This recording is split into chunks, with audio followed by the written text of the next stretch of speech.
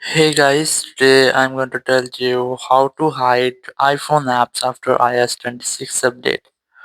If you're using any iPhone and I want to hide your apps, so let's see how can you do that. You just have to select the app which you want to hide, but the very first thing you have to make sure that you are using the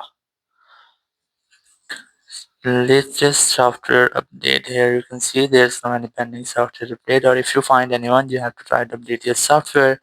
Then go for your home screen and select the app which you want to hide.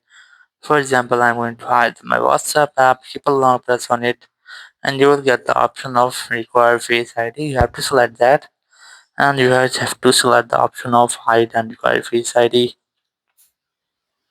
And once you have that, you have to verify yourself with using your Face ID and then select hide app. Now you can see this WhatsApp app has been hidden from my App Store and App Library is no in App Library and non home screen.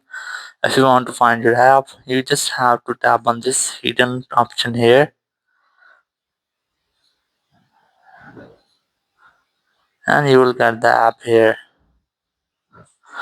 If you can't find it, you have to log in with your Face ID, then you just have to open the app. So in this way you can easily hide any app on your iPhone after iOS 26 update. Thank you very much for watching the video. Until next video, bye bye.